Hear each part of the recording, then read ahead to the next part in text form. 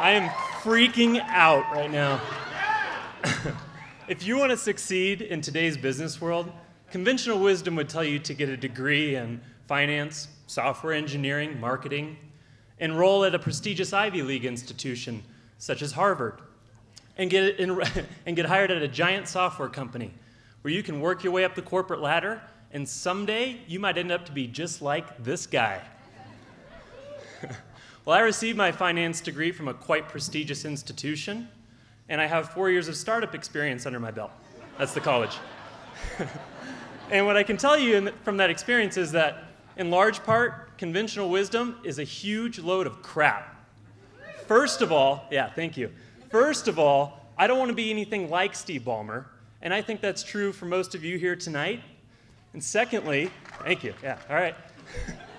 And secondly, it was not any particular, I learned some great things in college and in my jobs, but it was neither of those two things that taught me the truly invaluable lessons about business, but my own relationship. And in relationships like business, it's all about timing.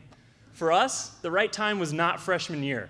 We were separated by 2 floors in the smallest dorm on campus, not quite a Silicon Valley garage, but close, and we didn't meet.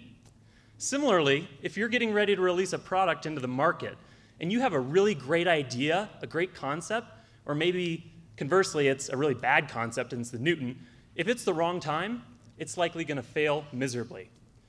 But when you bring the right people together at the right place, the right time, or the right product into the market under the right conditions, that's where you're going to see the most success. For us, the right time and place was in 2010. We found ourselves in New York City. There's a beautiful shot of us at the mall. Yeah. And like a new company that has just been formed, we hit the ground running. We were full of excitement, adventure. We were living it up. But like a company that realizes it needs to turn a profit, reality set in pretty quickly. Just a month into our relationship, we faced our first setback. My beautiful girlfriend had to move back to Colorado, and we suddenly found ourselves separated halfway across the country from each other.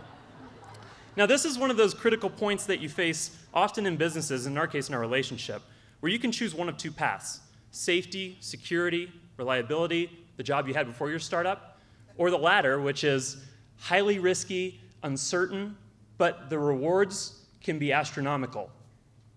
We decided to take that leap of faith and stay together. Now, being separated over vast distances like that, it's not easy. It made me a sad panda. But it's a position we find ourselves in all the time, especially in business.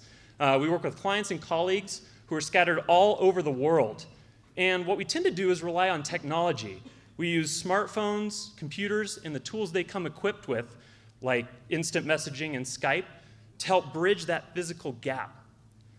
The problem is what you find, and this is obvious in relationships, for some reason it's not so in business, but we all require human contact.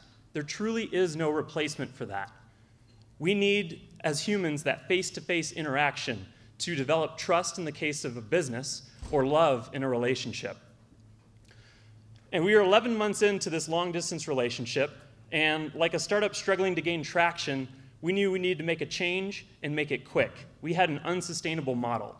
So as Eric Ries might put it, we needed a pivot. I decided to quit my job, leave my things behind. Actually, I brought them with me, but went back to Colorado with nothing waiting there for me except the girl of my dreams. When you're faced with a decision like this that's seemingly unconventional, thank you. People may wonder about you. They may be concerned about your well-being. They may think you're a little bit crazy.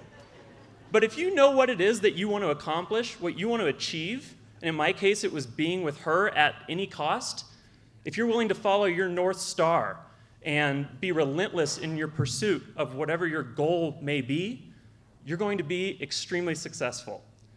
For us, it did work out pretty well. In March of last year, I'm proud to announce that we got engaged, or merged, if you will. Thank you.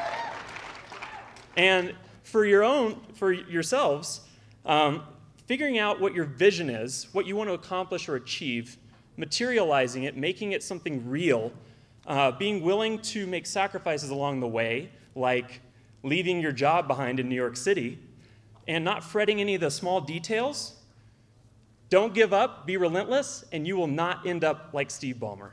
Thanks, guys.